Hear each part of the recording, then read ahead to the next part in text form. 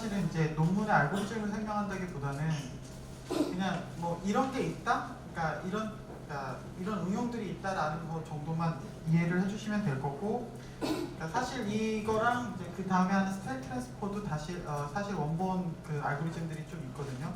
그래서 그것들을 갖다가 여기서는 좀 서머라이제이션, 그러니까 요약한 버전들이라고 요약하고 그걸 갖다가 실제로 코드를 어떻게 구현하는지에 대해서 하는 거라서 이제 하는 거라고 생각해 주시면 될 것 같고, 제가 이제 설명을 드릴 때는 자세하게 설명을 드리지는 않을 거고요. 그냥 대충 이런 게 있다 정도로만 이해하시고 집에서 직접 해보시면 될 것 같습니다. 그래서 일단 딥드림에 대해서 먼저 설명을 좀 드리도록 하겠습니다. 딥드림은 뭐 구글에서 한번 발표를 했다고 하더라고요. 저도 정확히는 몰랐는데, 그래서 근데 이제 이 부분하고 이 다음 부분을 번역하면서 느꼈던 점은 재밌는 작업이다 라는 생각이 좀 들었긴 했는데, 완전히 막 창조적인 새로운 작업들은 아니라고 생각은 들거든요. 근데 그렇게 들었던 이유들은 뭐냐면 이제 그 뒤에서 나오는 내용들을 보시면 알 것 같습니다. 이번 장에서는 진정한 인공지능의 최전선에 있는 핵심 아이디어의 하나인 생성적 딥러닝에 대해 집중적으로 소개합니다. 전이학습을 활용한 합성곱 신경망으로 어떻게 생각과 이미지 패턴을 시각화하는지에 중점을 둘 것이라고 합니다.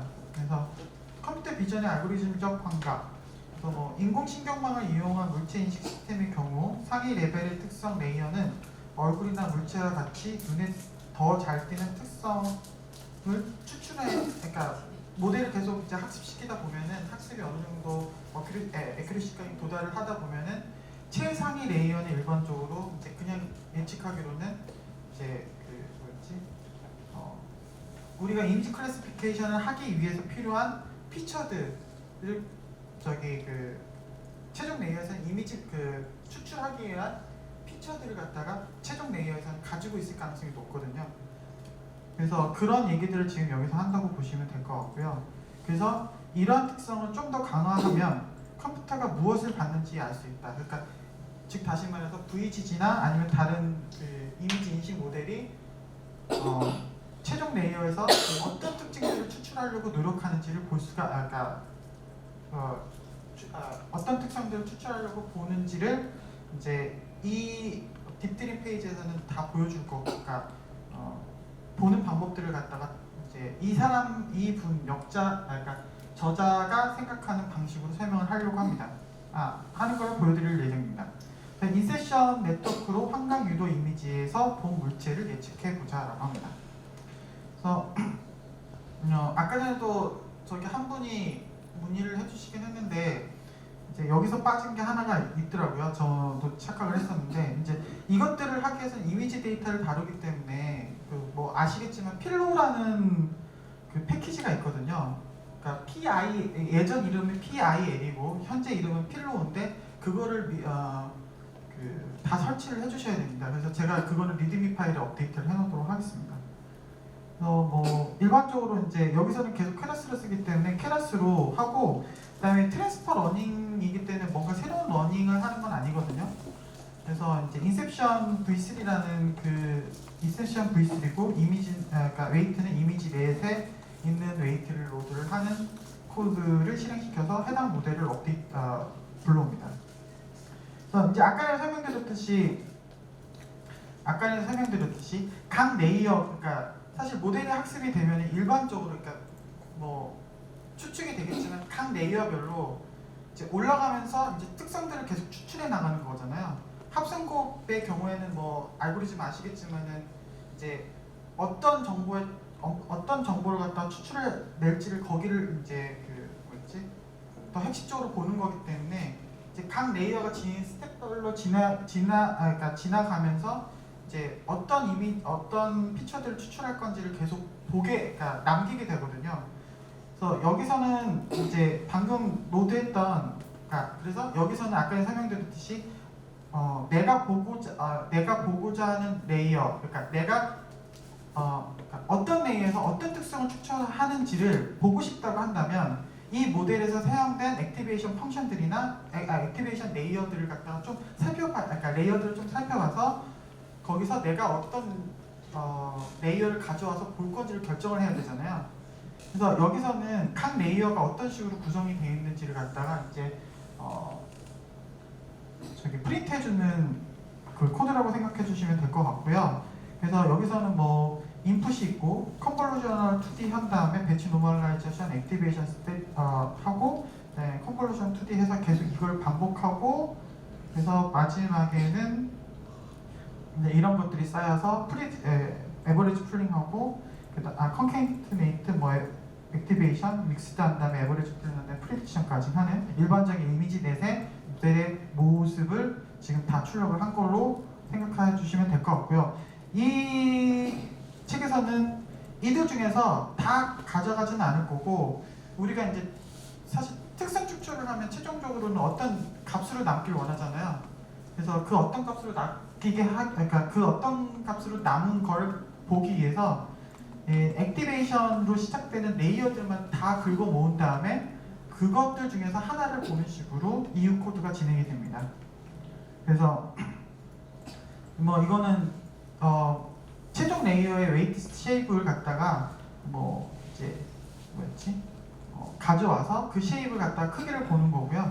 그래서 아까 전에 말씀드렸듯이 액티베이션 레이어들을 다 모으는 함수를 돌려가지고 그것들 레이어들만 따로 모읍니다. 액티베이션 레이어를 따로 모으고 그래서 그 액티베이션 레이어들을 보면은 아까 전에 말씀드렸던 여기서 봤던 이 액티베이션들이잖아요. 그것들이 어떤 식으로 구성되어 있는지를 이런 식으로 프린트해서 보면 볼 수 있고요. 뭐 물론 당연하겠지만 -1 하면은 맨 마지막 레이어 값이 보일 거고요. 그리고 이것들은 이제 그 추출된 레이어들을 쫙 리스트한 거라고 생각하시면 될 것 같습니다. 그 다음에 이제 무엇을 할 것이냐면은 각 액티베이션 펑션에서 실제로 무엇을 집중해서 보는지를 좀 그림으로 그리는 작업을 그 뒤에서 합니다. 그래서 어떻게 하냐면은 그러니까 이런 식으로 액티베이션, 그러니까 마저 설명을 좀 더 드리면은 이런 식으로 액티베이션 펑션들을 싹 모은 다음에 그것들을 봄으로 해서 여기서는 이미지 인셉션 V3로 인셉션 모델로 국한을 했지만 어쨌든 인셉션 모델에서 실제로 어떤 식으로 이미지 추출을 그러니까 이미지의 특성을 추출하는지 봄으로 해서 이 사람들은 여기서 얘기하는 거는 그걸 갖다가 기계가 어떤 꿈을 꾸느냐라는 식으로 이해를 하는 것 같습니다.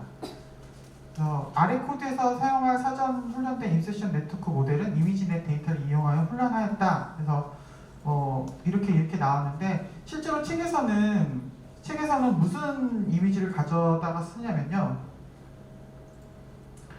책에서는 어떤 이미지를 가져다 쓰냐면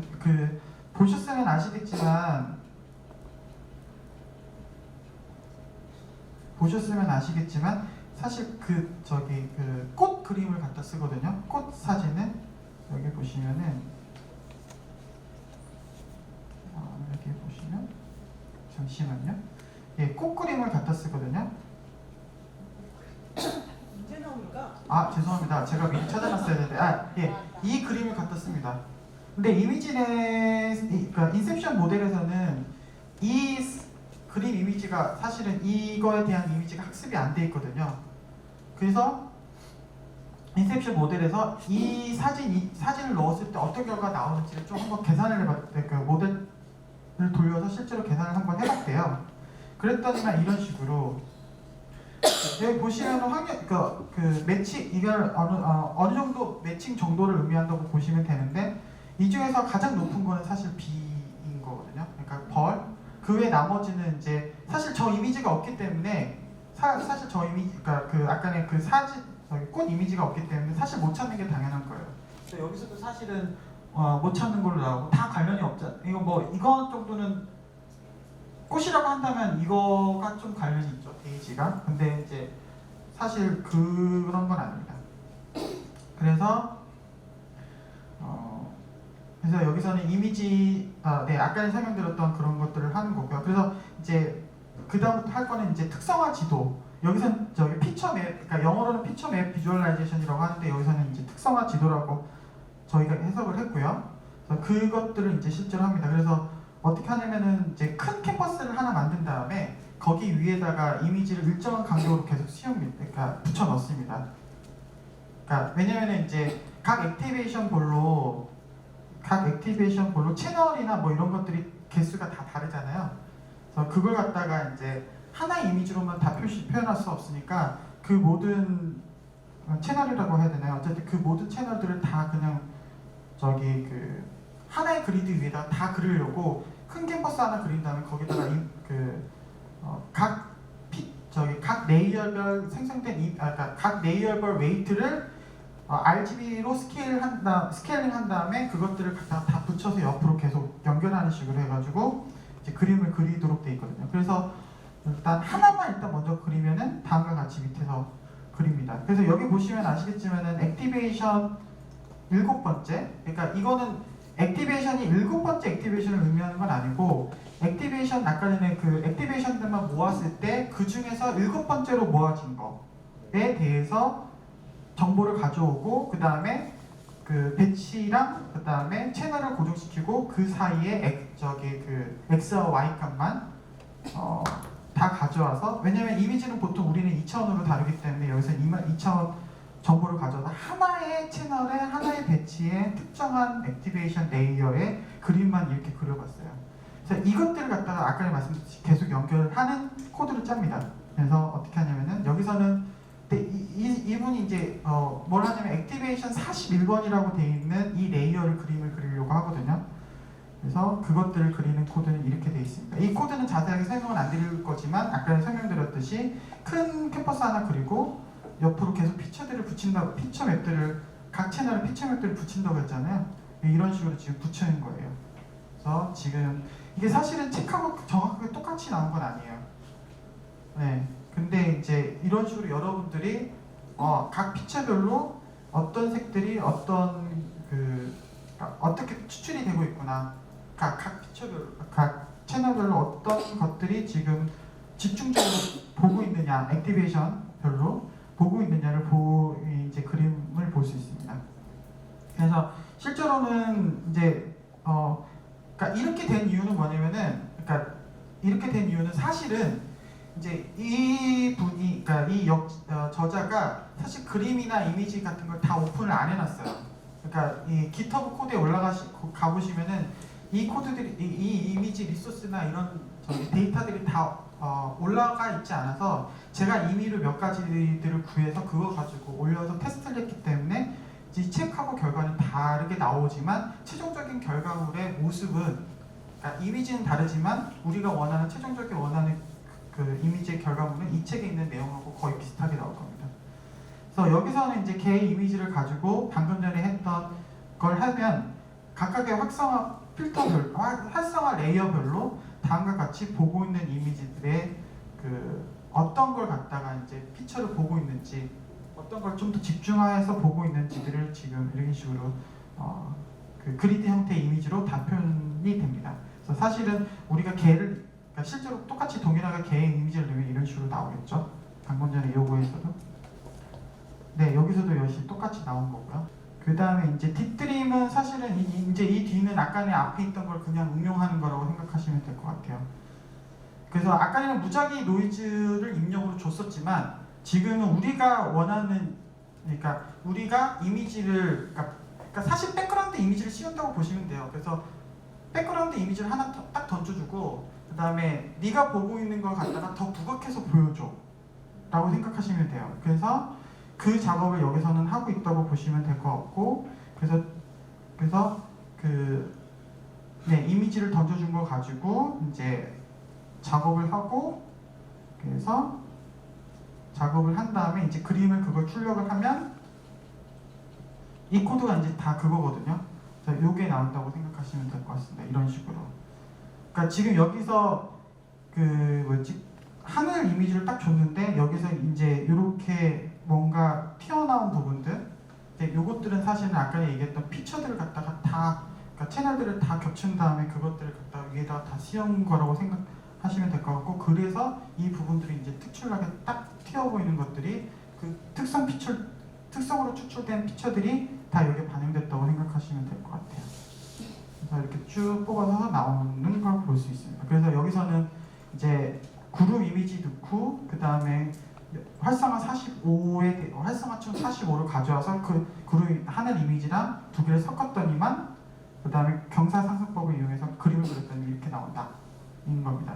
그래서 사실 코드만 따라 보면 다 되신다고 생각하시면 될 것 같아요. 그러니까 아이디어는 되게 간단한 거잖아요. 네, 그래서 그런 것들을 했다고 보시면 될 것 같고요. 그 다음에 이제 스타일 전이에 대해서 설명을 드리고 질문을 받도록 하겠습니다. 사실 내용은 그렇게 크게 어렵진 않아서 이제 스타일 전이도 사실은 이제 이미 이것도 다 나왔던 논문으로 나왔던 내용들이거든요. 그래서 여기서는 논문에서의 핵심 아이디어들만 좀 설명을 하고 넘어가는데요. 사실 핵심 아이디어는 뭐냐면은 그러니까 어쨌든 스타일 전이라는 건 여러분들이 많이 아시겠지만 이 그림하고 이 그림을 던져줬을 때 이 그림을 이 사진을 이 그림의 스타일처럼 그려라 라고 했던 게 스타일 전이거든요. 그래서 이제 이거에 관련된 논문은 뉴럴 알고리즘 포 아티스틱 스타일이라는 이 논문을 그러니까 이 논문에 있는 내용을 갖다가 적용하면은 그때 나왔던 예제가 이거였잖아요. 그래서 그걸 하면 될 것 같고, 그래서 여기서는 이 논문에 대해서 복잡하게 그 백그라운드에 있는 이게 왜 잘 이런 식으로 동작하는지에 대해서는 뭐 심도 있게 논의는 안 할 거고, 그냥 단순하게 어떻게 하면 이 스타일 트랜스퍼를 할 수 있느냐와 관련된 그 내용에 초점을 맞춰 있다고 생각하시면 될 것 같고요. 여기서는 그 초점을 뭘로 풀고 있냐면 당연하게도 로스를 가지고 풉니다.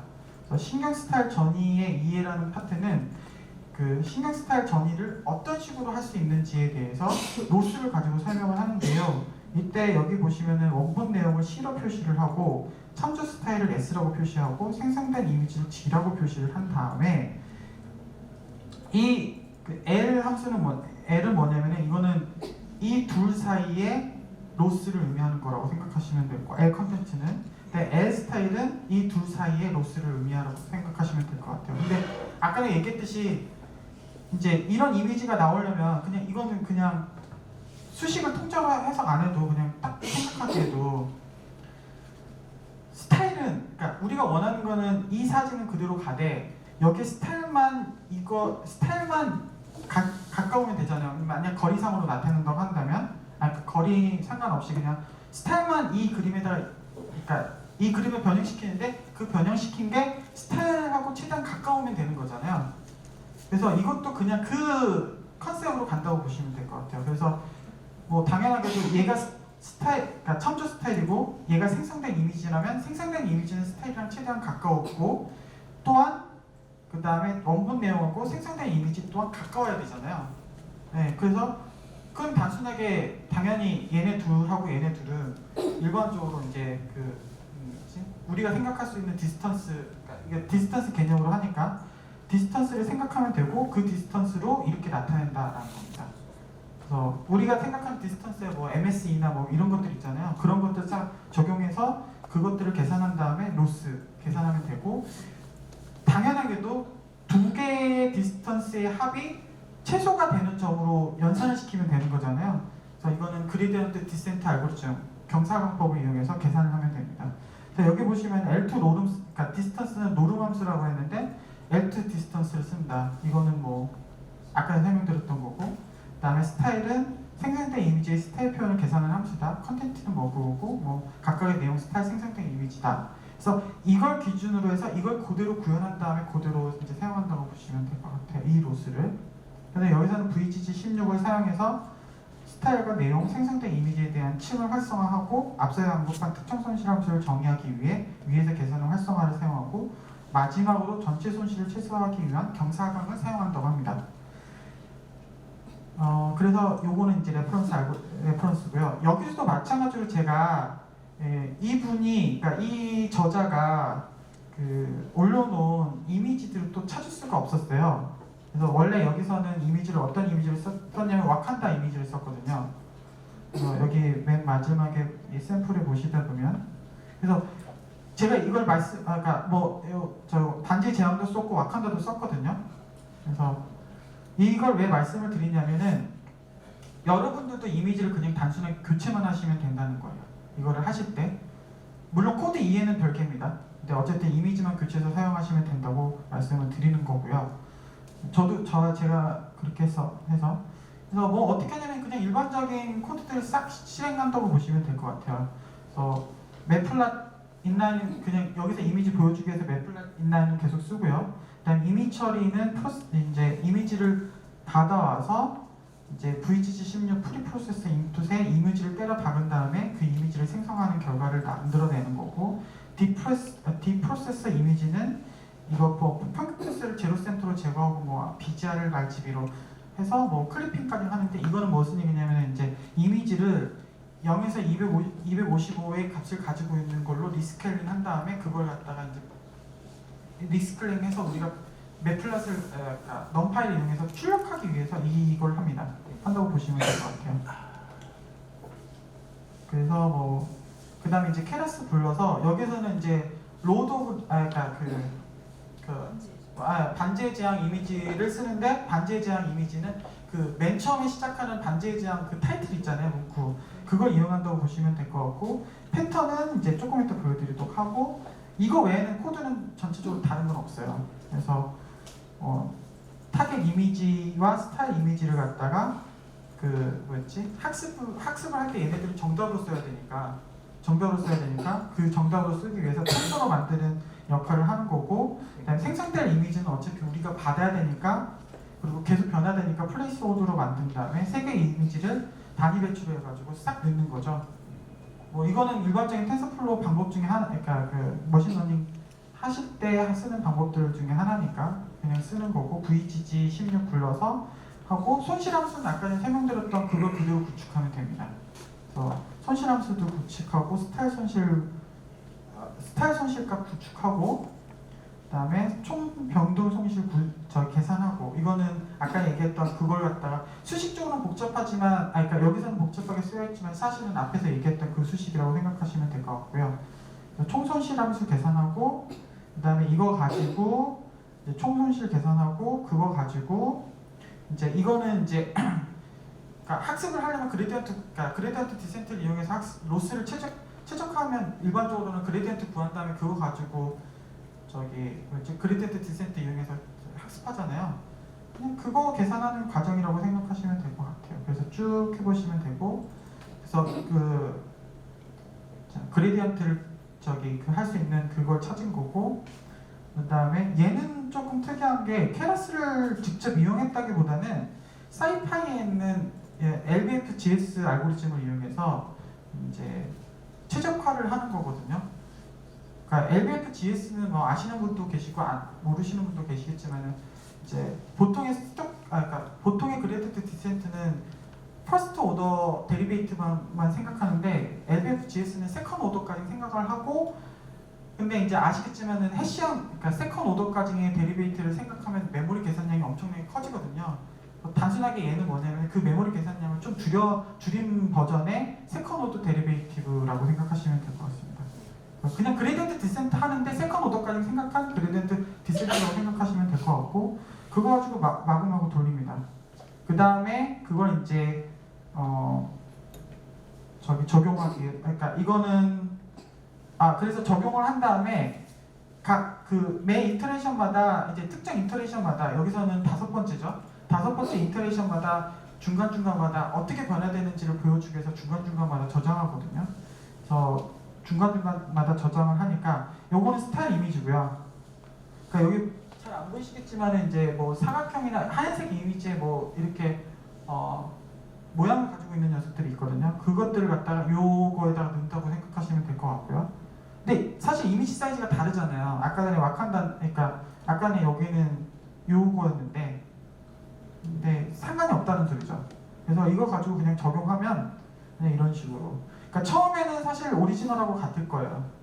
근데 첫 번째 가고 두 번째 가고 세 번째 가고 네 번째 가면 점점 더 여기가 하얀색으로 변하면서 부각되는 형태로 나타나는 거잖아요. 그러면서 전체적으로 하얀 톤으로 바뀌고. 그러니까 사실 이미지 예제가 좀 잘못되긴 했는데, 이것도 사실은 이게 된 결과물이 이런 식으로 나온다는 거랑 똑같다고 보시면 될 것 같아요. 그래서 여러분들이 이미지 바꿔서 테스트하시면 된다는 소리고, 그래서 이게 이런 식으로. 그러니까 뭔가 좀 더 후벼졌지만 광원이 좀 더 추가된 느낌의 이미지로 바뀌었잖아요. 이런 식의 이미지들을 이제 스텔 트랜스퍼에서도 생성할 수 있다라는 거를 의미한다고 보시면 될 것 같아요. 그래서 여기서 하나 더 했는데, 와칸다 이미지를 갖고 와서 이 별이 빛나는 밥을 적용을 했더니만 이런 식으로. 그러니까 방금 전에 그 코드에다가 요 이미지랑 요 이미지 갖고 와가지고 그냥 이름만 바꿔친 다음에 집어넣으신 다음에 지운 코드를 그대로 실행시키면 돼요. 그러면 이렇게 딱 똑같이 나올 겁니다. 네, 그래서 여기까지는 이제 스타일 트랜스퍼에 대한 내용입니다. 뭐 이론적인 부분은 없기 때문에 그렇게 그냥 따라 하시면 될 것 같고요. 좀 더 관심 있으시면 이론적인 부분을 보시면 될 것 같습니다. 네, 여기까지